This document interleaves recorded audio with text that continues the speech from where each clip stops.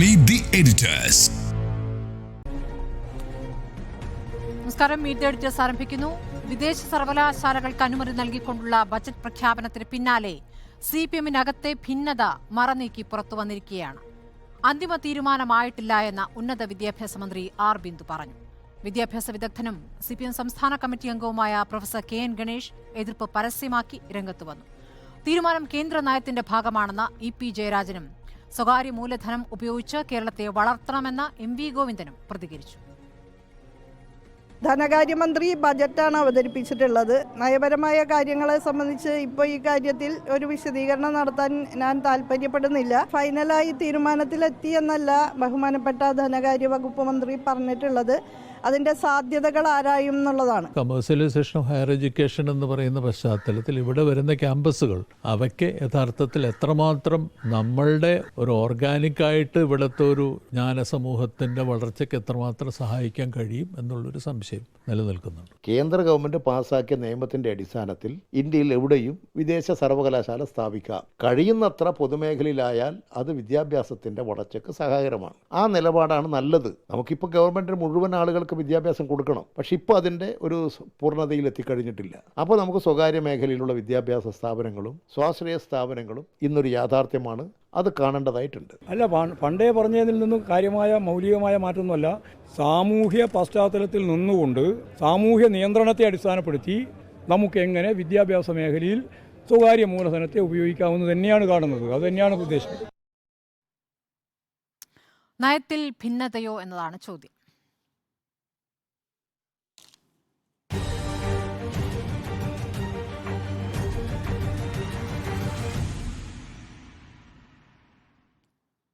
ഉണ്ണിബാലകൃഷ്ണൻ, ഇപ്പോൾ CPM-ലെ വിവിധ നേതാക്കൾ മന്ത്രി അടക്കം നടത്തിയ പ്രതികരണങ്ങൾ നമ്മൾ രാവിലെ തൊട്ട് നൽകുകയാണല്ലോ. വ്യത്യസ്ത പ്രതികരണങ്ങളാണ്. അത് ഭിന്നതയാണോ? എന്താണ് മനസ്സിലാക്കാനാകുന്നത്? നയത്തിൽ ഭിന്നത സാധ്യമല്ല. കാരണം CPM-ൻ്റെ ഒരു പ്രഖ്യാപിത നയമാണിത്. അപ്പോൾ അതിൽ ഒരു ഭിന്നത ഉണ്ടാവുക എന്നുള്ളത് അസാധ്യമാണ് എന്ന് ഞാൻ വിചാരിക്കുന്നു. കാരണം 2022 എറണാകുളത്ത് നടന്ന സമ്മേളനത്തിൻ്റെ ഭാഗമായി അന്ന് മുഖ്യമന്ത്രി പിണറായി വിജയൻ അവതരിപ്പിച്ച നവകേരള വികസന രേഖയിൽ ഉന്നത വിദ്യാഭ്യാസ മേഖലയിൽ സ്വകാര്യ സർവകലാശാലകൾ വരണമെന്നും വിദേശ സർവകലാശാലകൾ വരണമെന്നുള്ള ആശയം ഉന്നയിച്ചിട്ടുണ്ട്. ആ ആശയം ആ സംസ്ഥാന സമ്മേളനം ചർച്ച ചെയ്യുകയും അതൊരു രേഖയായി അംഗീകരിക്കുകയും ചെയ്തു എന്ന് അതിനുശേഷം നടത്തിയ വാർത്താ സമ്മേളനത്തിൽ അന്ന് സംസ്ഥാന സെക്രട്ടറി ആയിരുന്ന കോടിയേരി ബാലകൃഷ്ണൻ പറഞ്ഞിട്ടുമുണ്ട്. അന്ന് പലതരത്തിലുള്ള വിവാദങ്ങൾ അതുമായി ബന്ധപ്പെട്ടുണ്ടായിരുന്നു. കാരണം ഉന്നത വിദ്യാഭ്യാസ രംഗത്തേക്ക് സ്വകാര്യ മൂലധന നിക്ഷേപത്തെ പ്രോത്സാഹിപ്പിക്കാൻ CPM പോലൊരു രാഷ്ട്രീയ പാർട്ടി തീരുമാനിക്കുന്നതിനെക്കുറിച്ച് ഒട്ടേറെ ചർച്ചകൾ നടന്നിരുന്നു.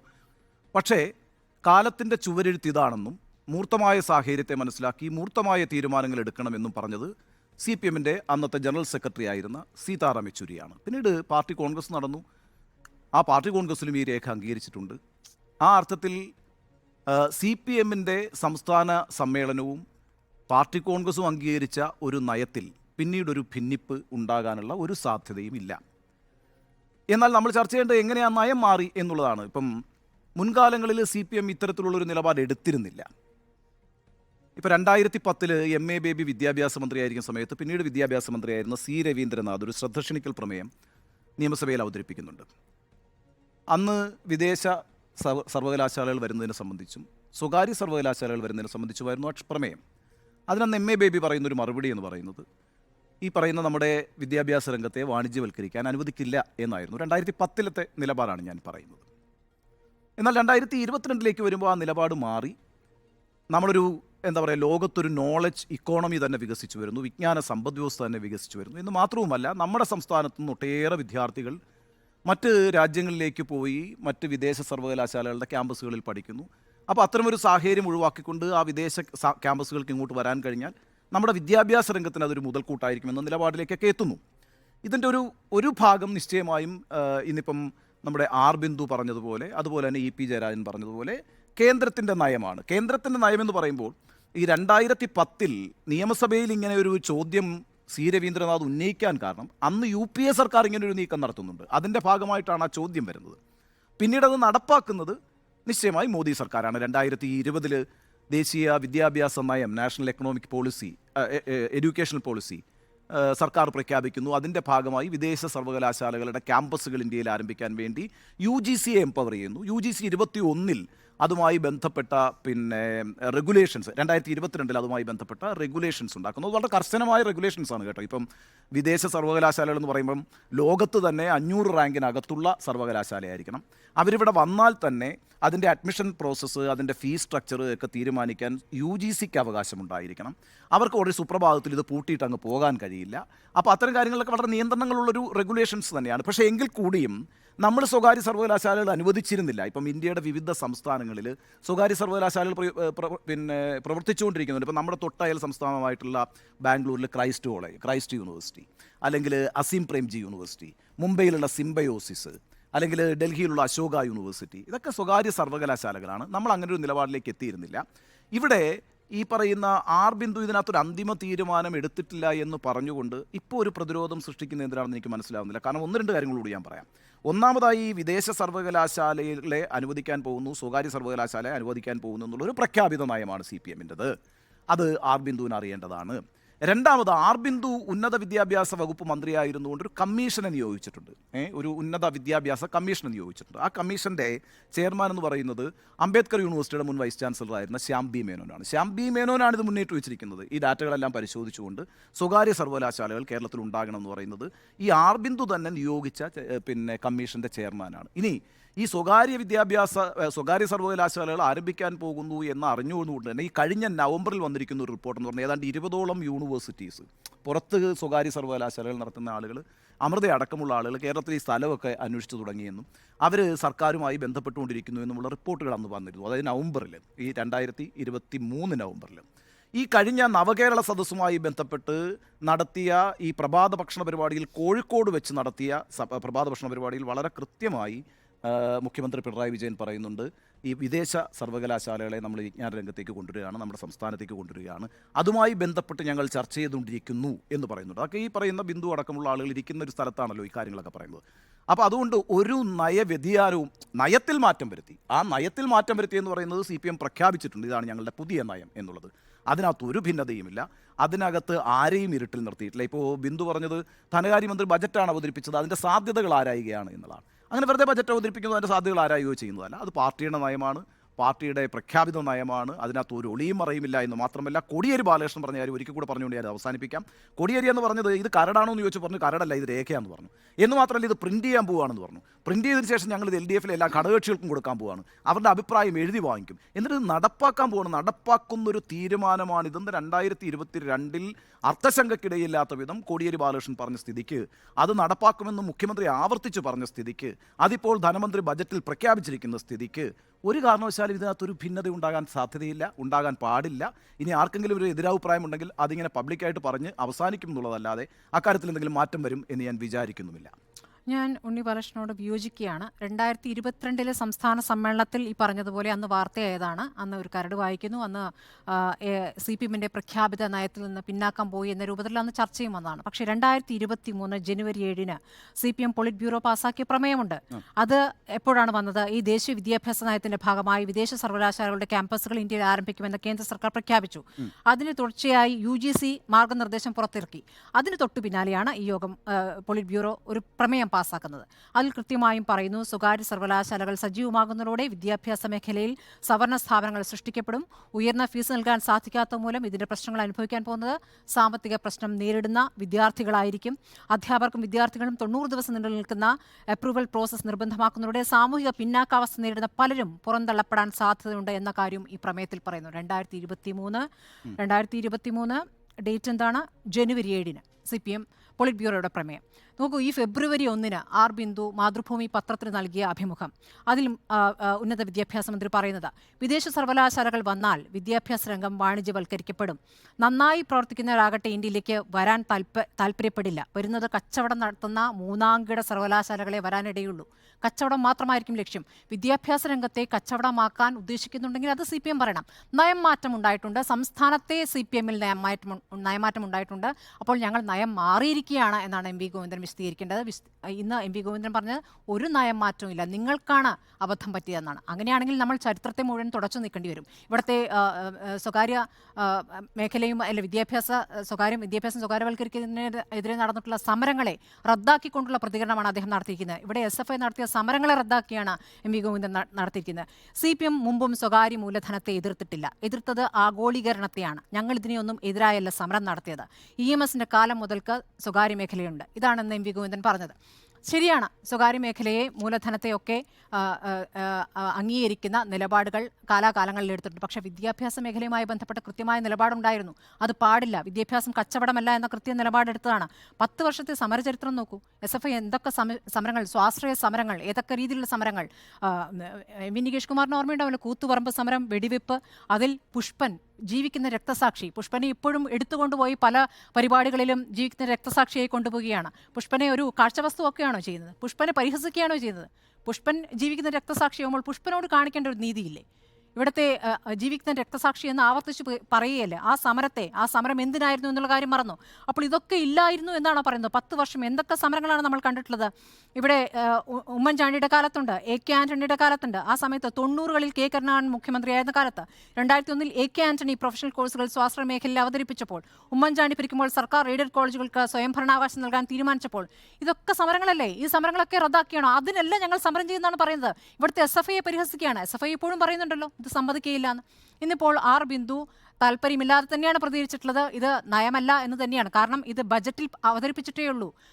അത് തീരുമാനമായിട്ടില്ല, ഇനിയും ചർച്ചയുണ്ടാകുമെന്ന് മന്ത്രി വിശദമായി പറയുന്നുണ്ട്. EP ജയരാജനും വ്യത്യസ്തമായ നിലപാട് പറയുന്നുണ്ട്. MV ഗോവിന്ദനാണ് അങ്ങനെയല്ല, ഇത് ഞങ്ങളുടെ നിലപാടാണെന്ന് പറയുന്നത്. അപ്പോൾ ഇതുമായി ബന്ധപ്പെട്ട് പൊളിറ്റ് ബ്യൂറോയിൽ വിദ്യാഭ്യാസ ചുമതലയുള്ള നീലോൽപൽ ബസുവിൻ്റെ പ്രതികരണം വന്നിട്ടുണ്ടല്ലോ. അദ്ദേഹം പറയുന്നത് CPMനൊരു നിലപാടുണ്ട്, പാർട്ടി പരിശോധിക്കുമെന്നുള്ളതാണ്. അപ്പോൾ ഈ നയത്തിൽ ഭിന്നത എന്നതിനപ്പുറം നയം മാറുന്നു. ആ നയം മാറുന്നുണ്ടെങ്കിൽ ഞങ്ങളിതാ മാറിയിരിക്കുന്നു.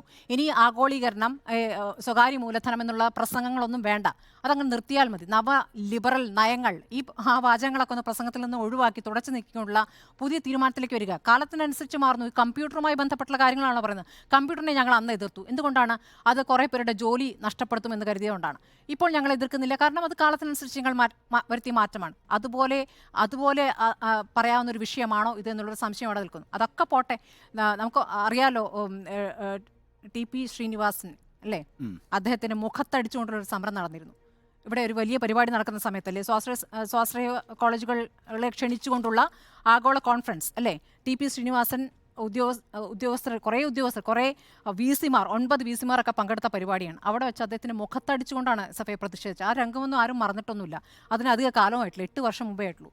8-10 വർഷം മുമ്പത്തെ ചരിത്രത്തെ തുടച്ചു നിൽക്കുമ്പോൾ ഞങ്ങളിതാ നയം മാറ്റിയെന്ന് വിശദീകരിക്കേണ്ടതുണ്ട്. ഭിന്നത എന്നതിനപ്പുറം നയം മാറ്റുമ്പോൾ അത് വിശദീകരിക്കുകയാണ് പാർട്ടി ചെയ്യേണ്ടത്. നികേഷ് കുമാർ. നോക്കൂ, CPMൻ്റെ ഇക്കാര്യത്തിലുള്ള നയം എന്ന് പറയുന്നത്, ഇതിനകത്ത് 3 കാര്യങ്ങൾ നമ്മൾ പ്രധാനമായും കാണണം. 1 സ്വാശ്രയ രംഗം, 2 സ്വകാര്യ സർവകലാശാലകൾ, 3 വിദേശ സർവകലാശാലകൾ. 3ൻ്റെ കാര്യത്തിനകത്തുള്ള നയസമീപനമാണ് നമ്മളിപ്പോൾ ചർച്ച ചെയ്തുകൊണ്ടിരിക്കുന്നത്. സ്വാശ്രയത്തിലേക്ക് ഞാൻ വരാം. വിദേശ സർവകലാശാലകളുടെ ക്യാമ്പസ് കേരളത്തിൽ അനുവദിക്കണോ എന്നുള്ളതാണ് വിഷയം. അക്കാര്യത്തിൽ CPM നേരത്തെ എടുത്തിട്ടുള്ള സമീപനം എന്ന് പറയുന്നത് അത് സാമൂഹ്യ നീതിയിൽ അധിഷ്ഠിതമാകണം എന്നുള്ളതാണ്. സർക്കാരിൻ്റെ നിയന്ത്രണം വേണം എന്നുള്ളതാണ്. അക്കാര്യത്തിൽ മെറിറ്റിൻ്റെ അടിസ്ഥാനത്തിലായിരിക്കണം പ്രവേശം എന്നുള്ളതാണ്. പക്ഷെ അത് സാധ്യമല്ല. കാരണം മെറിറ്റിൻ്റെ അടിസ്ഥാനത്തിലാകില്ല, സാമൂഹ്യ നീതി ഉണ്ടാകില്ല. അതുപോലെ തന്നെ അക്കാര്യത്തിൽ ഒരു ഗവൺമെൻറ്റിൻ്റെ നിയന്ത്രണം അവർ അനുവദിക്കുകയുമില്ല. അപ്പോൾ ഈ 3 കാര്യങ്ങൾ വേണം എന്നുള്ളതായിരുന്നു CPM എടുത്തിട്ടുള്ള സമീപനം. ആ ഘട്ടത്തിലാണ് ഇപ്പോൾ സ്വകാര്യ വിദേശ സർവകലാശാലകളുടെ ക്യാമ്പസ് കേരളത്തിൽ കൊണ്ടുവരുന്നതിൻ്റെ സാധ്യതകൾ ആരായും എന്ന് ഇവിടെ ധനമന്ത്രി KN ബാലഗോപാൽ പറഞ്ഞിട്ടുള്ളത്. അത് വരുമെന്നോ അല്ലെങ്കിൽ വരാൻ വേണ്ടി ഞങ്ങൾ പ്രപ്പോസൽ ക്ഷണിച്ചിട്ടുണ്ടോ എന്നോ പറഞ്ഞിട്ടില്ല. അതുകൊണ്ടാണ് ഇന്നിപ്പോൾ അത് ഇന്ത്യയിൽ ആദ്യമായിട്ടാണ്, ഹൈദരാബാദിലാണ് അത് ആദ്യമായിട്ട് വന്നത്. നമ്മുടെ സ്റ്റേറ്റിലേക്ക് വന്നിട്ടില്ല. അപ്പോൾ നമ്മുടെ സ്റ്റേറ്റിലേക്ക് വരുന്ന സമയത്ത് നമ്മൾ ഈ കാര്യങ്ങൾ പരിശോധിക്കണം എന്നുള്ളതാണ്. അക്കാര്യത്തിൽ നേരത്തെ സ്മൃതി ചൂണ്ടിക്കാണിച്ചതുപോലെ SFIക്ക് അഭിപ്രായ വ്യത്യാസമുണ്ട്, അതുപോലെ തന്നെ മന്ത്രിക്കും അഭിപ്രായ വ്യത്യാസമുണ്ട് എന്ന് വേണം മന്ത്രിയുടെ വാക്കുകളിൽ നിന്ന് മനസ്സിലാക്കാൻ. അപ്പോൾ മന്ത്രി ഇന്ന് പറഞ്ഞിരിക്കുന്നത് വിദേശ സർവകലാശാല അനുമതി നൽകുന്നതിന് പുറമെ അന്തിമ തീരുമാനം പ്രഖ്യാപിക്കുകയല്ല, സാധ്യതകൾ ആരായും എന്നാണ് പറഞ്ഞിരിക്കുന്നത്. ഇന്നത്തെ ആഗോള സാഹചര്യത്തിൽ അത്തരം ആലോചനകൾ അനിവാര്യമാണ് എന്നുള്ളതാണ്. നോക്കൂ, ഇനി സ്വകാര്യ സർവകലാശാലകളുടെ കാര്യത്തിൽ വന്നാലും സമാനമായ സമീപനമാണ് CPM എടുത്തിട്ടുള്ളത്, അല്ലെങ്കിൽ ഇടതുപക്ഷമാകെ എടുത്തിട്ടുള്ളത്. അതിനകത്ത് ഇപ്പോൾ കേരളത്തിൽ തന്നെ ഉദാഹരണത്തിന് 1,11,000 അധ്യാപക നിയമനമുണ്ട്. എവിടെ? ഈ പറയുന്ന എയ്ഡഡ് മേഖലയിൽ, പ്രൈവറ്റ് സെക്ടറിൽ. എന്നുവെച്ചാൽ സ്വകാര്യ സർവകലാശാല, ഡീംഡ് സർവകലാശാലകൾ ഇവിടെ അനുവദിച്ചാൽ, അത് നമ്മളല്ല അനുവദിക്കേണ്ടത്, കേന്ദ്ര സർക്കാരാണ് അനുവദിച്ചാൽ കേരളത്തിലൊന്നും ചെയ്യാൻ കഴിയില്ല. വേണമെങ്കിൽ SFIക്ക് അതിൻ്റെ മുമ്പ് പോയി കുറേ കാലം സമരം ചെയ്യാമെന്നല്ലാതെ ആ അനുമതി റദ്ദ് ചെയ്യാനൊന്നും കേരള സർക്കാരിന് സാധിക്കില്ല. പക്ഷെ നമ്മുടെ തന്നെ എയ്ഡഡ് കോളേജുകളിലെ 1,11,000 അധ്യാപക നിയമനത്തിൽ ആകെയുള്ളത് 0.36 പട്ടികജാതി വിഭാഗക്കാരാണ്. ഈ 0.36 പട്ടികജാതി വിഭാഗക്കാർ തന്നെ ഈ പറയുന്ന SC/STയുടെ സംവരണാനുകൂല്യം ഉപയോഗിച്ച് വന്നവരല്ല.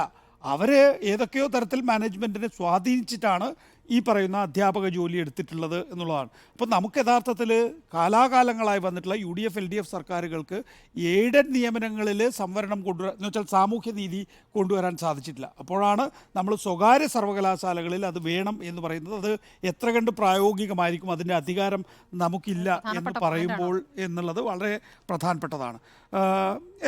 പണമാണ് ഘടകം അല്ലേ? പണമാണ്.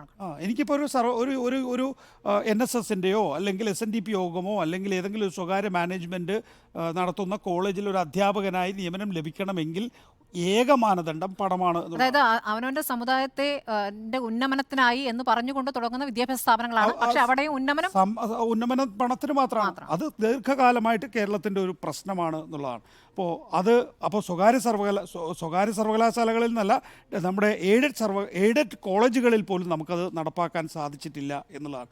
പിന്നെ ഇവിടെ നേരത്തെ K. ഗണേഷ് പറഞ്ഞതുപോലെ തന്നെ ഈ ഓർഗാനിക്കായ ഒരു ജ്ഞാന സമൂഹത്തിൻ്റെ വളർച്ചയ്ക്ക് അത് സഹായകരമാകുമോ എന്ന സംശയമുണ്ട് എന്ന് അദ്ദേഹം പറഞ്ഞത് വളരെ പ്രധാനപ്പെട്ട കാര്യമാണ്. ഇപ്പം ഞാൻ ഒരു സർക്കാർ സ്കൂളിൽ പഠിച്ച് വളർന്നിട്ടുള്ള ഒരാളാണ്. എന്നെ സംബന്ധിച്ചിടത്തോളം കേരളത്തിലെ ഏത് വിദ്യാർത്ഥിക്കും കിട്ടുന്ന എല്ലാ സാധ്യതകളും ഞാനും എന്നോടൊപ്പം പഠിച്ച ദളിത് ന്യൂനപക്ഷ വിദ്യാർത്ഥികൾക്കും ഒക്കെ തന്നെയും ഉണ്ടായിരുന്നു എന്നുള്ളതാണ്. അപ്പോൾ നമ്മൾ പഠിക്കുകയാണ് എങ്കിൽ, ഇപ്പം ന്യൂനപക്ഷ വിദ്യാർത്ഥികൾക്ക് OBC സംവരണമുണ്ട്, ദളിത് വിദ്യാർത്ഥികൾക്ക് SC/ST സംവരണമുണ്ട്, അവർക്ക് നമ്മളെക്കാൾ മുമ്പിൽ പോകാനുള്ള സാധ്യതകളുമുണ്ട്.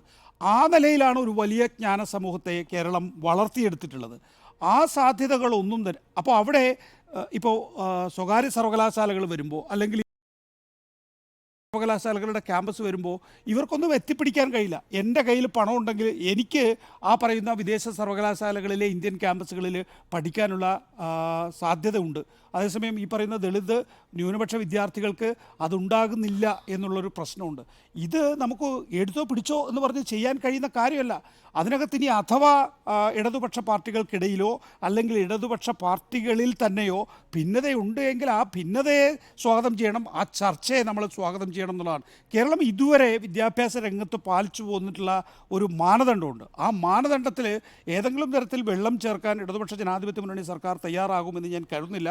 അങ്ങനെ ഒരു മന്ത്രിക്ക് മാത്രമേ, എനിക്ക് സ്മൃതി പറഞ്ഞതിനോടാണ് കൂടുതൽ യോജിപ്പ്. കാരണം SFIയോട് ചർച്ച ചെയ്യാതെ അല്ലെങ്കിൽ പാർട്ടിയിൽ തന്നെ ചർച്ച ചെയ്യാതെയാണ് ധനമന്ത്രി ഇത് പ്രഖ്യാപിച്ചിട്ടുള്ളത് എന്നാണ് കരുതുന്നത്. ഇതിനെ അതുകൊണ്ട് ഞാൻ ഭിന്നതയായി കാണുന്നില്ല.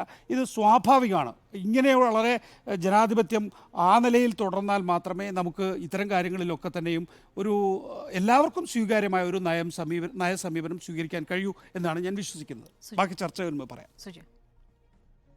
ഇക്കാര്യത്തിൽ നമ്മുടെ ചോദ്യം നയത്തിൽ തർക്കമോ എന്നുള്ളതാണ്. അതിൽ വന്ന പ്രതികരണങ്ങളെക്കുറിച്ചൊക്കെ ആദ്യഘട്ടത്തിൽ പറഞ്ഞതുകൊണ്ട് ഞാൻ അതിലേക്ക് ആവർത്തിക്കുന്നില്ല. നേരത്തെ നികേഷ് സർ സൂചിപ്പിച്ചതുപോലെ രാജ്യത്തെ ആദ്യത്തെ വിദേശ സർവകലാശാലയുടെ രജിസ്ട്രേഷൻ കംപ്ലീറ്റ് ആയി കഴിഞ്ഞിരിക്കുകയാണ്. ആദ്യത്തെ വിദേശ സർവകലാശാല മലേഷ്യയിലെ ലിങ്കൺ യൂണിവേഴ്സിറ്റിയാണ്. UGCയുടെ നിബന്ധനകൾ പാലിച്ചുകൊണ്ടുള്ള പോർട്ടലിലേക്കുള്ള അപേക്ഷ വന്നു കഴിഞ്ഞിരിക്കുകയാണ്. ഈ പോർട്ടൽ ഓപ്പൺ ആയത് നവംബർ ഡിസംബർ ആ ടൈമിലാണ്. ഇപ്പോൾ നമ്മൾ സംസാരിക്കുന്നത് ഫെബ്രുവരി മാസം 7-ാം തീയതി. അപ്പോൾ വിദേശ സർവകലാശാലകൾ ഇന്ത്യയിൽ പ്രവർത്തനം ആരംഭിക്കുന്ന ഘട്ടത്തിലാണ് ഇവിടുത്തെ ഈ നയമാറ്റത്തെ കുറിച്ച് നമ്മൾ ചർച്ച ചെയ്യുന്നത്. തെലങ്കാനയിൽ ഹൈദരാബാദിലാണ് ഈ ഫസ്റ്റ് ക്യാമ്പസ് വരാൻ പോകുന്നത്. അതിനായിട്ടുള്ള നടപടിക്രമങ്ങൾ ഇനിയിപ്പോൾ 5-അംഗ കമ്മിറ്റി അനുമതി നൽകണം. അങ്ങനെയുള്ള നടപടിക്രമങ്ങളിലേക്ക് അതിൻ്റെ പ്രോസസ്സ് നീങ്ങുന്ന വേളയിലാണ് ഇവിടെ വിദേശ സർവകലാശാലകൾ വരും എന്ന പ്രഖ്യാപനം ബജറ്റിൽ വരികയും അതേ തുടർന്ന് ചർച്ചകളിലേക്ക് പോവുകയും ചെയ്യുന്നത്. ഇതിൽ വിദേശത്ത് നിന്നുള്ള ഉന്നത വിദ്യാഭ്യാസ സ്ഥാപനങ്ങൾ നമ്മുടെ രാജ്യത്തേക്ക് വരുന്നതിനോട് ഞാൻ അനുകൂലിക്കുന്ന ഒരു വ്യക്തിയാണ്. കാരണം വിദേശത്തേക്ക് ഇപ്പോൾ ഫുൾ ബ്രൈറ്റ് സ്കോളർഷിപ്പ് ഒക്കെ എടുത്ത് പുറത്തുപോയി പഠിക്കണമെന്ന് ആഗ്രഹിച്ച ഒരാളാണ് ഞാൻ. അപ്പോൾ അങ്ങനെയുള്ള സ്കോളർഷിപ്പുകൾ വാങ്ങി വാങ്ങി പുറത്തുപോയി പഠിക്കാൻ ആഗ്രഹിക്കുന്ന ഒരുപാട് പേരുണ്ടാകും. പക്ഷേ അതേ സൗകര്യത്തോടു കൂടിയുള്ള സർവകലാശാലകൾ നമ്മുടെ രാജ്യത്ത് തന്നെ വരികയും നമ്മുടെ കേരളത്തിൽ തന്നെ വരികയും ഇവിടെയുള്ള സർ പറഞ്ഞതുപോലെ എല്ലാ ഇടങ്ങളിൽ നിന്നുമുള്ള ആളുകൾക്ക് അതിലേക്ക് ആക്സസ് കിട്ടുകയും ചെയ്യുന്ന രീതിയിലേക്ക് ആ സംവിധാനം മാറുകയാണെങ്കിൽ അത് മികച്ച ഒന്നായിരിക്കും. കാരണം ഈ സ്കോളർഷിപ്പുകൾ എന്ന് പറയുന്നത് ലിമിറ്റഡ് ആണ്. കുറച്ച് പേർക്ക് മാത്രമേ അതിനൊക്കെയുള്ള അവസരം കിട്ടുകയുള്ളൂ. ആ അവസരങ്ങളിലേക്ക് എത്തിപ്പെടാനും എല്ലാവർക്കും കഴിഞ്ഞുവെന്ന് വരില്ല. അപ്പോൾ അങ്ങനെയുള്ള കൂടുതൽ അവസരങ്ങളുടെ ഒരു വിശാലമായ ഒരു ലോകം തുറക്കുന്നു. അതിനോട് ഇടതുപക്ഷത്തിന്റെ നയം മുമ്പൊന്നായിരുന്നു, ഇപ്പോഴവർ നയം മാറ്റുന്നത് എന്തിനാണ്? ആ വിമർശനങ്ങളൊന്നും നിലനിൽക്കുന്ന ഒന്നല്ല. കാരണം കാലത്തിനനുസരിച്ച് മാറുകയാണ്. കേരളത്തിൽ ഇപ്പോൾ നമ്മൾ സംസാരിക്കുന്നത് എന്തിനെക്കുറിച്ചാണ്? ഡിജിറ്റൽ യൂണിവേഴ്സിറ്റിയെക്കുറിച്ചാണ്, അല്ലെങ്കിൽ ഡിജിറ്റൽ മേഖലയിലെ വിപ്ലവത്തെക്കുറിച്ചാണ്. ആദ്യത്തെ ഈ AI കോൺക്ലേവ് നടക്കാൻ പോവുകയാണ് ഈ ജൂലൈയിൽ. അതേക്കുറിച്ചും ഈ ബജറ്റിൽ പ്രഖ്യാപിച്ചിട്ടുണ്ട്. അപ്പോൾ ആർട്ടിഫിഷ്യൽ ഇന്റലിജൻസിന്റെ ഒരു കാലത്ത് നമ്മൾ ഇതിൽ നിന്നൊക്കെ മാറി നിന്നുകൊണ്ട് സർവകലാശാലകൾ വരണോ എന്നുള്ള ആ ചർച്ച തന്നെ ആവശ്യമില്ല. സർവകലാശാലകൾ വരേണ്ടതാണ്.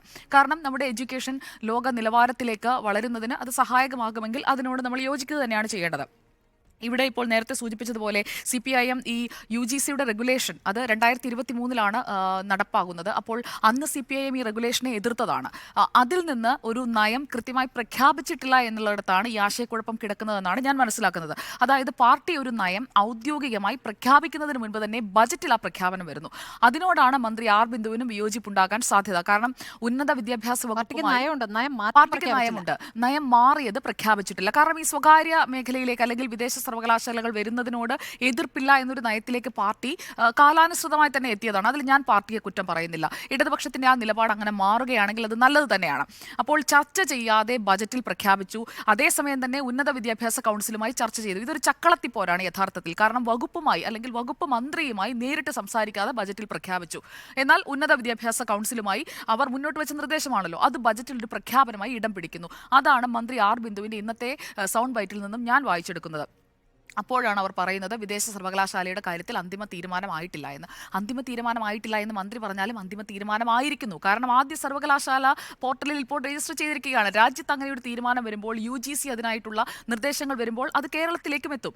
അപ്പോൾ ആ രീതിയിലുള്ള വിദേശ സർവകലാശാല ക്യാമ്പസ് കേരളത്തിലേക്ക് വരുന്നതിന് തടസ്സം നിൽക്കുന്നത് എന്തിനാണ്? മന്ത്രിയുടെ ആ ഒരു പ്രസ്താവനയുടെ ആവശ്യമുണ്ടായിരുന്നില്ല. ഈ UGCയുടെ പുതിയ നയത്തെക്കുറിച്ച് പറയുകയാണെങ്കിൽ അതിൻ്റെ ആദ്യ അപേക്ഷ വരുമ്പോൾ ഒരു കമ്മിറ്റിക്ക് അത് വിടുകയാണ്. 5 അംഗ കമ്മിറ്റിയാണ് ഇതിൻ്റെ ഒരു ഫീസിബിലിറ്റി സ്റ്റഡി നടത്തിയതിനു ശേഷം അതിന് അനുമതി കൊടുക്കുന്ന ഘട്ടത്തിലേക്ക് എത്തുക. തിങ്കളാഴ്ച ഇക്കാര്യം പാർലമെന്റിൽ ലോക്സഭയിൽ ചോദ്യങ്ങളായി വന്നിരുന്നു. ലോക്സഭയിൽ ഈ ചോദ്യമായി വരുമ്പോൾ ഇക്കാര്യത്തിൽ റെക്കഗ്നൈസ്ഡ് ആയിട്ടുള്ള യൂണിവേഴ്സിറ്റിയാണോ അങ്ങനെയുള്ള കാര്യങ്ങളൊക്കെയാണ് പരിശോധിച്ചത്. നാഷണൽ അക്രഡിറ്റേഷൻ ബോർഡ് MQAയുടെ സർട്ടിഫിക്കേഷനുള്ള യൂണിവേഴ്സിറ്റിയാണ് എന്ന് ഉറപ്പാക്കിയതിനു ശേഷമാണ് ഈ ലിങ്കൺ യൂണിവേഴ്സിറ്റി, മലേഷ്യയിലെ ലിങ്കൺ യൂണിവേഴ്സിറ്റി അടുത്ത ഘട്ടത്തിലേക്ക് പോയിരിക്കുന്നത്. അപ്പോൾ ഈ പോർട്ടലിലേക്ക് കൂടുതൽ ഇതുപോലെയുള്ള അപേക്ഷകൾ വരാൻ പോകുന്നു എന്നുള്ളതാണ് അതിൻ്റെ ഒരു സാധ്യത. ഇനി ഇതിൻ്റെ ഒരു അഫോർഡബിലിറ്റിയെക്കുറിച്ച് എല്ലാവർക്കും ഇത് പറ്റുന്നതാണോ എന്നൊക്കെ സാർ ഇവിടെ സൂചിപ്പിച്ചു. അപ്പോൾ ഇതിൻ്റെ അഫോർഡബിലിറ്റി നമ്മൾ നോക്കുകയാണെങ്കിൽ മെറിറ്റ് ബേസ്ഡും അതുപോലെ തന്നെ നീഡ് ബേസ്ഡുമായിട്ടുള്ള നമ്മൾ ഈ സാമ്പത്തികമായി പിന്നോക്കം നിൽക്കുന്നവർക്ക് ഒക്കെ സീറ്റുകൾ സംവരണം ചെയ്യുന്നത് അല്ലെങ്കിൽ മറ്റ് സംവരണങ്ങൾ അങ്ങനെയുള്ള കാര്യങ്ങളൊക്കെ ഇതിലും പ്രൊവിഷൻസ് ഉണ്ട്. അപ്പോൾ full or partial merit based അല്ലെങ്കിൽ നീഡ് ബേസ്ഡ് ആയിട്ടുള്ള സ്കോളർഷിപ്സ് അതുപോലെ തന്നെ ട്യൂഷൻ ഫീ കൺസെഷൻസ് ഇതിനെല്ലാം വ്യവസ്ഥ ചെയ്തുകൊണ്ടാണ് ഈ സേഫ് ഗാർഡ്സ് എടുത്തിരിക്കുന്നത്. അതായത് ഈ ഫിലാന്ത്രപ്പിക് റിസോഴ്സസിൻ്റെ ഒരു മിസ് അപ്രോപ്രിയേഷൻ ഉണ്ടാകാനായിട്ടുള്ള ഒരു സാധ്യത ഈ യൂണിവേഴ്സിറ്റികൾ വരുമ്പോഴുണ്ട്. അപ്പോൾ അതിൽ കൃത്യമായി സേഫ് ഗാർഡ്സ് ഇതിലെടുത്തിട്ടുണ്ട്. പിന്നെ ഓപ്പറേഷൻസ് എങ്ങനെയായിരിക്കണം എന്നത് സംബന്ധിച്ചുള്ള കൃത്യമായ റെഗുലേഷൻ ഉണ്ട്.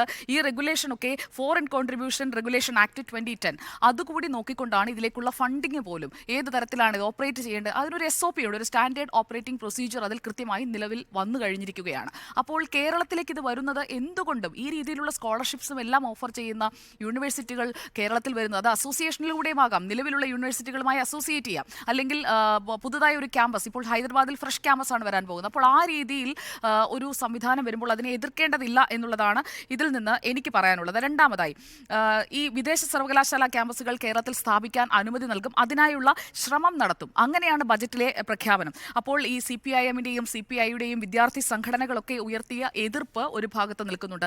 അതിൽ ഞാൻ നികേഷ് സാറിനോട് യോജിക്കുകയാണ്. കാരണം വിദ്യാർത്ഥികളുമായി അവരെ കൂടി വിശ്വാസത്തിലെടുത്ത് അവരുമായി കൂടി ആലോചിച്ച് ഒരു തീരുമാനം എത്തുകയും അത് പ്രഖ്യാപിക്കുകയും ചെയ്തതിനു ശേഷമാണ് ബജറ്റിൽ നിർദ്ദേശം വന്നിരുന്നതെങ്കിൽ ഈ എതിർപ്പുകൾ ഉണ്ടാകുമായിരുന്നില്ല. പറയുന്നില്ല. പിന്നെ കേന്ദ്ര സർക്കാരിന്റെ പുതിയ NEP കുറിച്ച് സാർ പറഞ്ഞു, NEP 2020. അപ്പോൾ അതിന്റെ ചുവട് പിടിച്ചുകൊണ്ട് ഈ നവ ഉദാരീകരണ നയങ്ങൾ അത് അതിവേഗത്തിൽ നടപ്പാക്കാനായി സംസ്ഥാന സർക്കാർ ഒരു ചുവടുമാറ്റം നടത്തുന്നു. അങ്ങനെയുള്ള ഒരു അധിക വായന കൂടി ഇതിന്റെ കൂടെ വന്നിട്ടുണ്ട് എന്നാണ് ഞാൻ മനസ്സിലാക്കുന്നത്.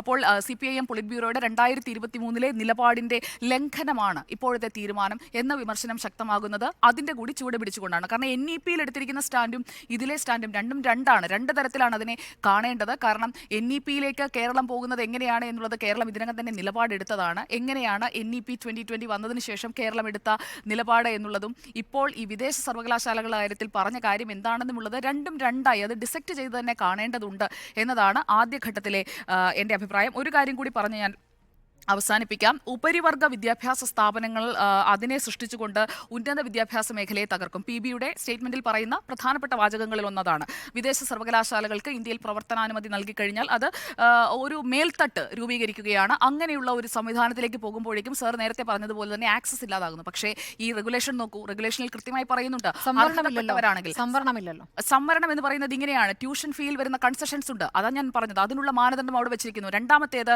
മെറിറ്റ് ബേസ്ഡ് അല്ലെങ്കിൽ നീഡ് ബേസ്ഡ് എന്ന് പറഞ്ഞു കഴിഞ്ഞാൽ ഫിനാൻഷ്യൽ നീഡ് ആകാം, അല്ലെങ്കിൽ മറ്റ് തരത്തിലുള്ള സഹായങ്ങളാകാം. അതിനൊക്കെ ആ യൂണിവേഴ്സിറ്റീസിൽ ഇപ്പോൾ ലിങ്കൺ യൂണിവേഴ്സിറ്റി ആ തരത്തിലുള്ള കൺസെഷൻസ് കൊടുക്കുന്ന യൂണിവേഴ്സിറ്റിയാണ്. അപ്പോൾ അങ്ങനെയുള്ള കാര്യങ്ങൾ പരിശോധിച്ചാണ് അവയ്ക്ക് അനുമതി കൊടുക്കുന്നത്. ഈ 5 അംഗ കമ്മിറ്റി എന്ന് പറയുന്നത് ഇങ്ങനെയുള്ള കാര്യങ്ങൾ കൂടി പരിശോധിക്കാനാണ്. അപ്പോൾ ഇപ്പോൾ ഉയർത്തിവിടുന്ന ആശങ്കകൾക്ക് ഒരു അടിസ്ഥാനമില്ല. കേരളത്തിലേക്കും ഇത്തരം ക്യാമ്പസുകൾ വരട്ടെ, കൂടുതൽ കുട്ടികൾക്ക് അങ്ങനെയുള്ള സൗകര്യങ്ങൾ കിട്ടട്ടെ. പുറത്തുപോയി പഠിക്കണമെന്ന് ആഗ്രഹിക്കുന്നവർക്ക് കേരളത്തിൽ തന്നെ അതിനുള്ള സംവിധാനം ഒരുങ്ങട്ടെ. നമ്മൾ AIക്ക് ഒരു കോൺക്ലേവ് നടത്താൻ തയ്യാറായ ഒരു സംസ്ഥാനമാണെങ്കിൽ ഇതിനെ എന്തിനെതിർക്കണം? പ്രധാനപ്പെട്ട ഒരു കാരണം പറയുന്നത് വിദ്യാർത്ഥികൾ മുഴുവൻ പുറത്തേക്ക് പോവുകയാണ്. അതിന് തടയിടാൻ ഇതിന് സഹായിക്കും എന്ന രൂപത്തിലാണ് പറയുന്നത്. ഇവിടെ ഹാർവാർഡിന്റെയും കൊളംബിയയുടെയും യൂണിവേഴ്സിറ്റികളൊന്നുമല്ലല്ലോ തുടങ്ങാൻ പോകുന്നത്. വരുന്നവർ പണം മാത്രം ലക്ഷ്യമിട്ടാണ് എന്ന് ഉന്നത വിദ്യാഭ്യാസ മന്ത്രി തന്നെ സംശയിക്കുകയാണ്. അല്ല, ഞാനതിനകത്ത് ഒന്നാമത്തെ കാര്യം വെച്ചാൽ ഈ ആദ്യഘട്ടത്തിൽ ഞാൻ എൻ്റെ അഭിപ്രായം രേഖപ്പെടുത്തി ഇതിൻ്റെ സോഷ്യൽ ഇമ്പാക്റ്റുമായിട്ട് ബന്ധപ്പെട്ടല്ല, അത് പാർട്ടിയുടെ നയവുമായി ബന്ധപ്പെട്ടാണ്. സോഷ്യൽ ഇമ്പാക്റ്റുമായിട്ട് ബന്ധപ്പെട്ട് എനിക്ക് വേറൊരു അഭിപ്രായമാണുള്ളത്. ഒന്നാമത്തെ കാര്യം, ഈ 2022 ഈ സമ്മേളനത്തിൽ വന്നിരിക്കുന്ന ഈ രേഖയുമായി ബന്ധപ്പെട്ട് സീതാറാം യെച്ചൂരിയുമായിട്ട് വിശദമായ അഭിമുഖം നടത്തുന്നുണ്ട് മാധ്യമങ്ങൾ. അതിനകത്ത് അദ്ദേഹം പറയുന്ന കാര്യം എന്ന് വെച്ചാൽ ഇത് ചോദിക്കുന്നുണ്ട്, വിദ്യാഭ്യാസ രംഗത്ത് കച്ചവടത്തെ പ്രോത്സാഹിപ്പിക്കുന്ന ഒരു നയമാണല്ലോ ഇതെങ്ങനെയാണ് പോളിറ്റ് ബ്യൂറോ, ഇത് എങ്ങനെയാണ് CPM-ൻ്റെ നയമാകുക, അതല്ലെങ്കിൽ ഏകപക്ഷീയമായി ഇത് മുഖ്യമന്ത്രി അവതരിപ്പിച്ചിരിക്കുന്ന ഒരു നയമാണോ എന്ന് ചോദിക്കുമ്പോൾ സീതാറാം യെച്ചൂരി അർത്ഥശങ്കയ്ക്കിടയില്ലാത്ത വിധത്തിൽ പറയുന്നു, മുഖ്യമന്ത്രി പിണറായി വിജയനല്ല ഈ രേഖ അവതരിപ്പിച്ചിരിക്കുന്നത്, CPM-ൻ്റെ പോളിറ്റ് ബ്യൂറോ അംഗമാണ്, ഏറ്റവും മുതിർന്ന പോളിറ്റ് ബ്യൂറോ അംഗമാണ്, അദ്ദേഹമാണ് ഇത് അവതരിപ്പിച്ചിരിക്കുന്നത്. 2, ഈ കാര്യത്തിൽ നിങ്ങൾ പറയുന്ന ഈ വാണിജ്യവൽക്കരണം എന്നൊരു പ്രശ്നമുണ്ട്. ആ പ്രശ്നത്തെ നമ്മൾ അതിജീവിക്കുക സാമൂഹ്യ നിയന്ത്രണങ്ങളുമായി ബന്ധപ്പെട്ട നിയമനിർമ്മാണത്തിലൂടെയാണ്. അതായത് ഇപ്പോഴത്തെ സാഹചര്യത്തിൽ ഇത് അനിവാര്യമാണ്, എന്നാൽ നിങ്ങൾ ഈ പറയുന്ന പ്രശ്നങ്ങൾ നിലനിൽക്കുന്നുണ്ട്. അത് സംവരണത്തിൻ്റെ കാര്യത്തിനകത്താണെങ്കിലും പിന്നെ ഫീസിൻ്റെ കാര്യത്തിനകത്താണെങ്കിലും ഒക്കെ നിലനിൽക്കുന്നുണ്ട്. അതിനെ നമുക്ക് നിയമനിർമ്മാണത്തിലൂടെ മറികടക്കാൻ കഴിയണം. ഇതാണ് അല്ല പറയട്ടെ നിയമ നിർമ്മാണങ്ങൾ നടത്തണം എന്ന് പറയും. ഇതിനകത്തൊരു പ്രശ്നം ഞാൻ വരുന്നത്, ഇപ്പോൾ സ്വാശ്രയ കോളേജുകൾ നമ്മൾ നടപ്പാക്കിയല്ലോ, കേരളത്തിൽ നടപ്പാക്കി. നമുക്ക് എന്നിട്ട് അക്കാര്യത്തിൽ അവരുടെ അഡ്മിഷൻ്റെ കാര്യത്തിനകത്ത്, അതിൻ്റെ ഫീസ് സ്ട്രക്ചറിൻ്റെ കാര്യത്തിനകത്തൊക്കെ എത്രത്തോളം നമുക്ക് ചെയ്യാൻ കഴിഞ്ഞിട്ടുണ്ട്. ഇപ്പോഴും കോടതികളിൽ എത്ര കേസുകൾ നിലനിൽക്കുന്നു, വലിയ നിയമയുദ്ധത്തിലേക്കാണ് ഇത് പോയതെന്നുള്ള യാഥാർത്ഥ്യം നമുക്ക്. അതാണ് ഇതിൻ്റെ ഒരു സോഷ്യൽ ഇമ്പാക്റ്റ് എന്ന് പറയുന്നത്.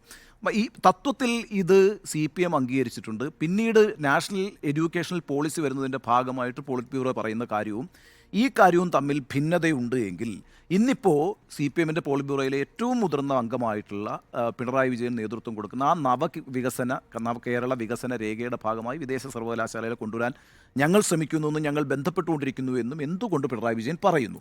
അത് മുമ്പ് വളരെ മുമ്പല്ല പറഞ്ഞിരിക്കുന്നത്. ഈ പറഞ്ഞ നവകേരള സദസ്സ് ഇപ്പോൾ സമാപിച്ചിട്ടല്ലേ ഉള്ളൂ. 2 മാസം മുമ്പ് ഈ കോഴിക്കോട് നടക്കുന്ന പ്രഭാത ഭക്ഷണ പരിപാടിയിലാണ് അദ്ദേഹം പറയുന്നതായിട്ട് പിന്നീട് പിറ്റേ ദിവസം മാധ്യമങ്ങൾ റിപ്പോർട്ട് ചെയ്യുന്നത്. അപ്പോൾ അതുകൊണ്ടാണ് ഞാൻ പറഞ്ഞത്, അതൊക്കെ ഈ ആർബിന്ദു അടക്കമുള്ള ആളുകൾ ഇരുന്ന സമയത്താണല്ലോ ഈ പ്രഭാത ഭക്ഷണ പരിപാടിയൊക്കെ നടന്നത്. പിന്നെ ഈ ശ്യാം ബി മേനോൻ്റെ ഉന്നത കമ്മീഷനും ഈ കാര്യമാണ് പരിശോധിച്ചിട്ടുള്ളത്. അപ്പോൾ പിന്നെ അതിനു മുമ്പാണ് ഞാൻ ഈ പറഞ്ഞ കോടിയേരി ബാലകൃഷ്ണൻ്റെ ഈ പ്രഖ്യാപിത നയവും. അപ്പോൾ ഇതെന്തായാലും നടപ്പാക്കാൻ തീരുമാനിച്ചിരിക്കുന്നു എന്ന് തന്നെയാണ് ഞാൻ വിചാരിക്കുന്നത്. അതുകൊണ്ട് അതൊരു വളരെ പെട്ടെന്ന് അത്ഭുതകരമായി ബജറ്റ് ബോക്സിൽ നിന്ന് പൊട്ടിപ്പുറത്തേക്ക് വന്നൊരു കാര്യമായിട്ട് ഞാൻ മനസ്സിലാക്കുന്നില്ല. പിന്നെ ഇതിൻ്റെ സോഷ്യൽ ഇമ്പാക്റ്റ്, ആ സോഷ്യൽ ഇമ്പാക്റ്റിനെ കുറിച്ചുള്ള ആങ്സൈറ്റി ഉണ്ട്. അത് വളരെ പ്രധാനപ്പെട്ട ഒരു കാര്യമാണ്. അവിടെയാണ് CPM-ൻ്റെ ഈ 2023 പോളിറ്റ് ബ്യൂറോയിൽ നാഷണൽ എഡ്യൂക്കേഷണൽ പോളിസിയുമായി ബന്ധപ്പെട്ട് വരുന്ന പ്രശ്നങ്ങൾ. വിദേശ സർവകലാശാലകൾ ഇന്ത്യയിലേക്ക് വരുമ്പോൾ UGCയുടേതായിട്ടുള്ള റെഗുലേഷൻസ് പറയുന്നുണ്ട്. അത് വളരെ കൃത്യവുമാണ്. 2022 റെഗുലേഷൻസ് ഞാനൊന്ന് ഓടിച്ചു നോക്കിയിട്ടുണ്ട്. കടുത്ത നിയന്ത്രണങ്ങളൊക്കെയാണ് പറയുന്നത്. അഡ്മിഷൻ്റെ പ്രോസസ്സ് അത് UGCയാണ് തീരുമാനിക്കുക. ഫീസ് സ്ട്രക്ചർ UGC ആണ് തീരുമാനിക്കുക. 65 ദിവസം മുമ്പ് ഇവരുടെ ഈ പ്രോസസ്സ് ആരംഭിച്ചിരിക്കണം, അത് പ്രഖ്യാപിച്ചിരിക്കണം. അതുപോലെ തന്നെ ഈ പറഞ്ഞ കണക്ക് ക്യാമ്പസുകൾ തുടങ്ങിയിട്ട് വേണമെങ്കിൽ ഇപ്പോൾ ഹാർവാർഡ് യൂണിവേഴ്സിറ്റി ഇവിടെ ക്യാമ്പസ് വന്ന് തുടങ്ങി, അത് രണ്ടാമത്തെ ദിവസം അവർക്ക് വേണ്ടാന്ന് തോന്നി പൂട്ടിക്കെട്ടി പോകാൻ പറ്റില്ല. അത്തരത്തിലുള്ള വലിയ ശക്തമായ നിയന്ത്രണങ്ങളൊക്കെയാണ് കൊണ്ടുവന്നിരിക്കുന്നത്. അപ്പോഴും ഈ പറയുന്ന സാമൂഹിക നീതി നടപ്പാക്കാൻ ഈ വിദേശ സർവകലാശാലകൾ ശ്രമിക്കുമോ? അവരതിനകത്ത് നിർബന്ധിതരാകുമോ നിയമപരമായി? ഈ പറയുന്ന ഫീസിൻ്റെ അടക്കമുള്ള കാര്യങ്ങൾ, ഈ പറയുന്ന നമ്മളിപ്പം സാമൂഹ്യ നീതി എന്ന് പറയുമ്പം ജാതി നീതി മാത്രമല്ലല്ലോ, നമുക്കിപ്പോൾ ഈ പറയുന്ന പല ലേയേഴ്സ് ഉണ്ടല്ലോ, സാമ്പത്തികമായ പല ലേയേഴ്സ് ഉണ്ടല്ലോ, അതെല്ലാം നമ്മൾ വിദ്യാഭ്യാസ മേഖലയിൽ കൊടുത്തുകൊണ്ടിരിക്കുന്ന കാര്യങ്ങളാണ്. അത് നടപ്പാക്കാൻ ഇവർ തീരുമാനിക്കുമോ? ഇത്തരം കാര്യങ്ങളിലൊക്കെ ആശങ്കയുണ്ട്. അതെനിക്കും ആശങ്കയുള്ള കാര്യമാണ്. അത് ഏത് രീതിയിലാണ് നമ്മുടെ വിദ്യാഭ്യാസ മേഖലയെ ബാധിക്കുക എന്നുള്ള കാര്യം വളരെ പ്രധാനമാണ്. പിന്നെ അതിലാണ് ഇന്ന് ആ ചോദ്യമാണ് സാർ. 9 പേരാണ് ലോക്സഭയിൽ ഈ ചോദ്യം ഉന്നയിച്ചത്. അതിന് കൃത്യമായി തന്നെ കേന്ദ്ര വിദ്യാഭ്യാസ സഹമന്ത്രി സുഭാഷ് സർക്കാർ, അദ്ദേഹമാണ് ഈ മലേഷ്യയിൽ നിന്ന് വന്ന ഈ മലേഷ്യൻ യൂണിവേഴ്സിറ്റിയുടെ ലിങ്കോൺ യൂണിവേഴ്സിറ്റിയുടെ മലേഷ്യൻ കോളേജ് അതിന്റെ കൃത്യമായ കാര്യങ്ങൾ വിശദീകരിച്ചുകൊണ്ട് 9 ചോദ്യങ്ങൾ ഉണ്ടായിരുന്നു ലോക്സഭയിൽ. അതിൽ തിങ്കളാഴ്ച രണ്ട് കാര്യങ്ങൾ. ഒന്ന്, ഈ പറയുന്ന വിദേശ സർവകലാശാലകളുടെ ക്യാമ്പസ് കേരളത്തിലോ ഇന്ത്യയിലോ അനുവദിച്ചാൽ ഇന്ത്യയിൽ നിന്ന് വിദേശത്തേക്ക് പഠിക്കാൻ പോകുന്നവരുടെ എണ്ണം കുറയും എന്നൊക്കെ വിചാരിക്കുന്നത് പോഷ്കാണ്. നമ്മൾ വിദേശത്തേക്ക് പഠിക്കാൻ പോകുന്നത് ഒന്ന് ഉന്നതമായ വിദ്യാഭ്യാസം നമുക്ക് വിദേശ സർവകലാശാലകളിൽ കിട്ടും എന്നുള്ള മോഹത്തിന്റെ അടിസ്ഥാനത്തിലാണ്. മറ്റൊന്ന് എക്സ്പോഷറാണ്. വിദേശ രാജ്യത്ത് വിദേശ വിദ്യാർത്ഥികളുമായി പഠിക്കാൻ പോകുന്നു എന്നുള്ളതാണ്. അതുകൊണ്ട് അങ്ങനെ ഒരു കാര്യത്തിന് വേണ്ടിയിട്ടാണ് ഇവിടെ വിദേശ സർവകലാശാലകളുടെ ക്യാമ്പസ്. പിന്നെ ഇവിടെ പഠിക്കണമെന്ന് ആഗ്രഹിക്കുന്ന വിദ്യാർത്ഥികൾക്ക് മെച്ചപ്പെട്ട ഒരു അധ്യയനം ലഭ്യമാകും എന്നുള്ളത് വരികയാണെങ്കിൽ, അത് യാഥാർത്ഥ്യമാണെങ്കിൽ ആ നിലയിൽ അത് ഗുണകരമാക്കാം എന്ന് മാത്രമേ ഉള്ളൂ. അതുകൊണ്ട് ഇന്ത്യയിൽ നിന്നുള്ള വിദ്യാർത്ഥികൾ വിദേശത്തേക്ക് പോകുന്നത് കുറയും എന്ന് നമ്മൾ കരുതേണ്ടതില്ല. പിന്നെ രണ്ട്, സ്മൃതി നേരത്തെ പറഞ്ഞ ഈ കമ്പ്യൂട്ടർ സമരവും ട്രാക്ടർ സമരവും നോക്കുക. കമ്പ്യൂട്ടറിനെതിരായിട്ട് ആ കാലഘട്ടത്തിൽ ഉയർന്നു വന്നിട്ടുള്ള ഒരു എന്താ പറയുക, ഒരു ചിന്തയുണ്ടല്ലോ. ആ ചിന്ത എന്ന് പറയുന്നത് ആ ഘട്ടത്തിൽ അത് ജോലി നഷ്ടപ്പെടുത്തുമായിരുന്നു. ട്രാക്ടർ വരുന്ന സമയത്ത് കർഷക തൊഴിലാളികളുടെ ജോലി നഷ്ടപ്പെടുമോ എന്ന ആശങ്കയുണ്ടായിരുന്നു. ഇന്നിപ്പോൾ ആർട്ടിഫിഷ്യൽ ഇൻ്റലിജൻസ് ഇന്ന് വരുന്ന സമയത്ത് അതിൻ്റെ ഏറ്റവും പ്രധാനപ്പെട്ട വക്താക്കൾ പോലും ഇത് ജോലി നഷ്ടപ്പെടുത്തുമെന്ന് പറയുന്നത്. അപ്പോൾ നമുക്ക് അക്കാര്യത്തിലൊക്കെ ആശങ്കയുണ്ടാകുന്നത്, അത് ചർച്ചയാക്കുന്നത്, അത് ഒരു തുറന്ന ചിന്തയായി മാറുന്നതൊന്നും ഒരു കുറ്റമല്ല. അതൊക്കെ എല്ലാ കാലഘട്ടത്തിലും രാഷ്ട്രീയ എതിരാളികൾ പറയുന്ന ഒരു സമരം. അതിലൊരു വ്യക്തത വരുത്തിയാൽ മതി. ഞങ്ങൾ എങ്ങനെയൊക്കെ മാറ്റിയിരിക്കുന്നു ഈ നിലപാട്, ഞങ്ങളുടെ നയം എങ്ങനെ മാറിയിരിക്കുന്നു. CPM-ന്റെ നിലപാട് ഇതാണ്. CPM-ന്റെ നിലപാട് ഞാൻ നേരത്തെ പറഞ്ഞല്ലോ. സമരങ്ങൾ ഞങ്ങൾ അതിനല്ല സമരം ചെയ്തത്. എങ്ങനെയാണ് CPM-ന്റെ പാർട്ടി കണ്ണൂർ പാർട്ടി കോൺഗ്രസിൽ വ്യക്തമായി പറഞ്ഞിട്ടുണ്ട്, സാമൂഹ്യ നീതിയിൽ അധിഷ്ഠിതമായി സർക്കാരിന്റെ നിയന്ത്രണത്തോടുകൂടി അങ്ങനെയല്ലല്ലോ വരുന്നത്. സ്വകാര്യ വിദേശ സർവകലാശാലകൾ വേണ്ട, സർക്കാരിന്റെ നിയന്ത്രണവുമില്ല, സാമൂഹ്യ നീതി. അത് ഇക്കാര്യത്തിലൊരു ആലോചന നോക്കൂ. ഇത് വളരെ എളുപ്പത്തിൽ ഇടതുപക്ഷ സർക്കാരിന്റെ കേരളത്തിൽ അങ്ങനെ നടപ്പാക്കാൻ കഴിയുന്ന കാര്യമല്ല. ബജറ്റിൽ പറഞ്ഞു. നിയന്ത്രണം എന്ന് പറയുന്നത് നേരത്തെ ഉണ്ണി ബാലകൃഷ്ണൻ ചൂണ്ടിക്കാണിച്ചതുപോലെ തന്നെ UGC-യുടെ നിയന്ത്രണം അതിൻ്റെ അഡ്മിഷൻ പ്രോസസ്സ് നടക്കുന്നതെങ്കിൽ, ഫീസ് സ്ട്രക്ചർ നടക്കുന്നതെങ്കിൽ, ഇപ്പോൾ ഒരു യൂണിവേഴ്സിറ്റിയുടെ വന്നിട്ട് പിറ്റേ ദിവസം ഇത് ലാഭകരമല്ല എന്ന് പറഞ്ഞാൽ അടച്ചുപൂട്ടാൻ കഴിയുന്ന വിധത്തിൽ അല്ലെങ്കിൽ അത് സർക്കാർ നിയന്ത്രണം തന്നെയാണ്. അതുകൊണ്ട് സർക്കാർ നിയന്ത്രണം ഇല്ലാത്ത ഒരു കാര്യം ഇന്ത്യ തന്നെ ആലോചിക്കുന്നില്ല. അതിൻ്റെ അടിസ്ഥാനത്തിൽ തന്നെയായിരിക്കും കേരളത്തിലും സമീപനം എടുക്കുക എന്നുള്ളതാണ്. പിന്നെ മൂന്ന്, ഇതിപ്പോൾ വാണിജ്യ താല്പര്യം മാത്രമായിട്ടാണോ വരുന്നത്, സാമൂഹ്യ നീതി ഉണ്ടാവുമോ? പിന്നെ അതുപോലെ തന്നെ ഇന്നിപ്പോൾ കോൺസുലേറ്റ് ജനറൽ ഒരു അഭിമുഖത്തിൽ പറയുന്നുണ്ടായി, കമ്മ്യൂണൽ ഹാർമണിയുള്ള ഒരു സംസ്ഥാനം എന്നുള്ള നിലയിൽ കേരളം അവരുടെ നോക്കൂ. അത്തരം സാധ്യതകളിലൂടെ ഉന്നത യൂണിവേഴ്സിറ്റികൾ കേരളത്തിലേക്ക് വരികയാണെങ്കിൽ അതിനെ നമ്മൾ സ്വാഗതം ചെയ്യാൻ വേണം. നോക്കൂ, അത് നമുക്കിപ്പോൾ എന്തായാലും ലണ്ടനിലൊന്നും പോയി പഠിക്കാൻ കഴിയില്ല, അല്ലെങ്കിൽ അമേരിക്കയിൽ പോയി പഠിക്കാൻ കഴിയില്ല. അപ്പോൾ ഇന്ത്യയിൽ അതിനുള്ള സാധ്യതയുണ്ട് എങ്കിൽ, പ്രത്യേകിച്ച് കേരളത്തിൽ കമ്മ്യൂണൽ ഹാർമണിയുള്ള സ്ഥലം എന്നുള്ള നിലയിൽ ഒരു വിദ്യാഭ്യാസ സ്ഥാപനം പരിശോധിക്കുകയാണെങ്കിൽ, ഒരു വിദേശ സർവകലാശാല ഇതിന്റെ വെന്യൂവായി പരിഗണിക്കുകയാണെങ്കിൽ നമ്മൾ അത് കളയാൻ വേണ്ട എന്നാണ്. ഒരു കാര്യം കൂടി ഇപ്പോൾ ഒന്നാമത്തെ ചോദിച്ചാൽ, നമ്മൾ ഈ വരുന്ന സർവകലാശാലകൾ നമ്മുടെ പ്രാഥമികമായിട്ടുള്ള പ്രാഥമിക വിദ്യാഭ്യാസ രംഗത്തോ ഒരു മധ്യവിദ്യാഭ്യാസ രംഗത്തോ അല്ല, ഉന്നത വിദ്യാഭ്യാസ രംഗത്താണ്. അപ്പം ഞാൻ ഈ KN ഗണേഷ് പറഞ്ഞതും പിന്നീട് നികേഷ് ചൂണ്ടിക്കാണിച്ചതുമായി ഓർഗാനിക്കായ ഒരു ഡെവലപ്മെൻറ്റിൻ്റെ ഒരു ഏജ് ഗ്രൂപ്പും ഏജ് ടൈമും കഴിഞ്ഞതിന് ശേഷമാണ് നമ്മൾ ഈ സ്ഥലത്തേക്ക് എത്തുന്നത്. അപ്പോൾ അവിടെ അത്രയും വലിയൊരു ആശങ്ക എനിക്കില്ല, ഒന്നാമത്തെ കാര്യം. രണ്ട്, ഈ പറയുന്ന UGC-യുടെ പെർമിഷൻ നിർബന്ധമായും വേണം. ഒരു സംഭവം ഇങ്ങോട്ട് വരണമെങ്കിൽ അതിൻ്റെ ഫൈനൽ അതോറിറ്റി UGC ആണ്. 2, 500 റാങ്കുകൾക്കുള്ളിൽ വരണം. അല്ലാതെ ഏതെങ്കിലും ഒരു സർവകലാശാല ഇങ്ങോട്ടേക്ക് വന്ന് ചെയ്യാൻ പറ്റില്ല. 3 അത് ഒരു സ്റ്റാൻഡിംഗ് കമ്മിറ്റിയുടെ അപ്രൂവലോടുകൂടി മാത്രമേ യൂണിവേഴ്സിറ്റിക്ക് ഇവിടെ എൻട്രി ചെയ്യാൻ കഴിയുള്ളൂ. 4, ഫീസ് സ്ട്രക്ചർ UGC തീരുമാനിക്കും. UGCക്കാണ് കംപ്ലീറ്റ് കൺട്രോൾ. ഇതാണ് പിടിക്കുന്നത്. പക്ഷേ UGC is control by HRD ministry, മറ്റു കാര്യങ്ങളൊക്കെ ഉണ്ട്. അതുകൊണ്ട് അതിന്റെ ഈ പറഞ്ഞ നേരത്തെ അല്ല ആയിക്കോട്ടെ, നേരത്തെ ഈ സൂചിപ്പിച്ച കണക്ക് ഒരു വരേണ്യവൽക്കരണം സംഭവിക്കുമോ വിദ്യാഭ്യാസ രംഗത്ത് ആശങ്കയാണ്. വളരെ ആ ആശങ്ക അഡ്രസ് ചെയ്യണം. അത് CPMന്റെ നിലപാടാണ്. ഇപ്പം ഞാനതുകൊണ്ടാണ് യെച്ചൂരിയുടെ ഈ ഇന്റർവ്യൂ പറയുന്നത്. യെച്ചൂരി അത് ആവർത്തിച്ച് പറയുന്നത് സാമൂഹിക നിയന്ത്രണങ്ങളുമായി ബന്ധപ്പെട്ട നിയമനിർമ്മാണം നമുക്ക് നടത്താൻ കഴിയണം. അങ്ങനെ നടത്താൻ കഴിഞ്ഞുകൊണ്ട് നീതി ഉറപ്പാക്കിക്കൊണ്ട് മാത്രമാണ്. തീർച്ചയായും അവിടെയാണ് CPM മറ്റ് രാഷ്ട്രീയ പാർട്ടികളും തമ്മിലുള്ള വ്യത്യാസം ഇതുവരെ ഉണ്ടായിരുന്നത്. ആ വ്യത്യാസം ഇല്ല എന്ന് കാണിക്കുകയാണോ എന്ന് CPM വ്യക്തമാക്കിയാൽ മതി. നോക്കൂ സ്മൃതി, ഒരു ട്രാക്ടർ വരുന്നത് ഒരു ടെക്നോളജി അംഗീകരിക്കാനുള്ള വിമുഖത കൊണ്ട് എതിർക്കപ്പെടുകയല്ല ചെയ്യുന്നത്. ഞാൻ പറഞ്ഞോട്ടെ, ഒരു ട്രാക്ടർ വരുന്നത് ഒരു ടെക്നോളജി എതിർക്കുന്നതുമായി ബന്ധപ്പെട്ട ഒരു നിലപാട് മാത്രമല്ല. അല്ലെങ്കിൽ കമ്പ്യൂട്ടർ വരുന്നത് ഒരു ടെക്നോളജി എതിർക്കുന്ന, അല്ലെങ്കിൽ അതേ സംബന്ധിച്ച് അറിവില്ലാത്തത് കൊണ്ട് ആ ടെക്നോളജി എതിർക്കുന്നതാണ്. അതിനകത്തൊരു സോഷ്യൽ കൺസേൺ ഉള്ള പ്രസ്ഥാനമാണ് ഇടതുപക്ഷ പ്രസ്ഥാനങ്ങൾ. അതിനകത്തൊരു സോഷ്യൽ കൺസേൺ ഉണ്ട്. ആ സോഷ്യൽ കൺസേൺ ആണ് അവർ ഉന്നയിക്കുന്നത്. അത് ആ സാങ്കേതിക വിദ്യയെ സംബന്ധിച്ച് അറിവില്ലാത്തവർ നോക്കൂ, നമ്മുടെ രാജ്യത്ത് ഏറ്റവും പുതിയ സാങ്കേതിക വിദ്യയെക്കുറിച്ചും ശാസ്ത്രത്തെക്കുറിച്ചുമൊക്കെ ഉത്തമ ബോധം, നല്ല ബോധമുള്ള ആളുകൾ ഏത് പക്ഷത്താണ് ഉള്ളത്? നിങ്ങളൊന്ന് ആലോചിച്ച് ആ ആളുകളെല്ലാം കൂടി മണ്ടന്മാരായി ഇരുന്നിട്ട് ഇതിനെ എതിർത്തു എന്ന് പറയുന്നതിനപ്പുറത്തൊരു സോഷ്യൽ റിയാലിറ്റി ഇന്ത്യയിലുണ്ട്. ഇപ്പം ഞാൻ കോളേജിൽ പഠിക്കുന്ന കാലത്ത് എൻ്റെ നാട്ടിൽ ഏറ്റവും പ്രധാനപ്പെട്ട, ഈ സംസ്ഥാനത്ത് ഏറ്റവും പ്രധാനപ്പെട്ട സമരം എന്താണെന്നറിയോ? തൊഴിലില്ലായ്മയ്ക്കെതിരായിട്ടുള്ള സമരമായിരുന്നു. ഞാൻ കോളേജിൽ പഠിക്കുന്ന കാലത്ത് ഞങ്ങൾ പഠിച്ചിറങ്ങിയ എന്ത് തൊഴിൽ കിട്ടുമെന്ന് ഞങ്ങൾക്ക് അറിയില്ലായിരുന്നു. ജയിൽ അല്ലെങ്കിൽ തൊഴിലല്ലെങ്കിൽ ജയിൽ എന്ന് പറഞ്ഞ മുദ്രാവാക്യം ഉയർത്തുകൊണ്ട് കേരളത്തിലെ വിദ്യാർത്ഥി യുവജന പ്രസ്ഥാനങ്ങൾ സമരത്തിലിറങ്ങിയ ഒരു കാലഘട്ടത്തിൽ കോളേജ് വിദ്യാഭ്യാസം നടത്തിയിട്ടുള്ള ആളാണ് ഞാൻ. കേരളത്തിലെ യുവാക്കൾ ജയിൽ നിറയ്ക്കൽ സമരത്തിൽ ഏർപ്പെട്ടിട്ടുണ്ട്. അപ്പോൾ ആ സമയത്തൊരു സോഷ്യൽ കൺസേൺ ഉണ്ട്. ആ സോഷ്യൽ കൺസേൺ സാധാരണഗതിയിൽ ഉയർത്തിപ്പിടിക്കുക ഇടതുപക്ഷമാണെന്നേ. അതിന്റെ ഭാഗമായിട്ടാണ് ഈ കാര്യങ്ങൾ എതിർപ്പെട്ടുള്ളത്. നമ്മൾ അത് എന്താണ് വിശദീകരിക്കാൻ ഇതിനകത്തുള്ളത്? ബാക്കി നിൽക്കുന്നത് ഇത് ഏകപക്ഷീയമായിട്ട് വളരെ എളുപ്പമാണ്. മണ്ടന്മാര് അവർക്ക് കമ്പ്യൂട്ടർ എന്താണെന്ന് അറിയുന്നുണ്ടായിരുന്നു.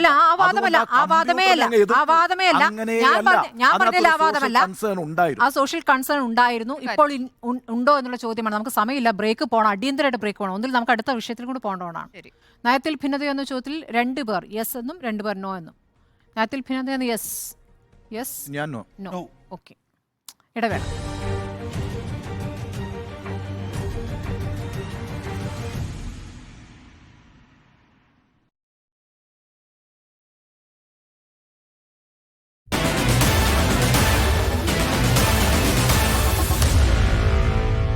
Meet the editors.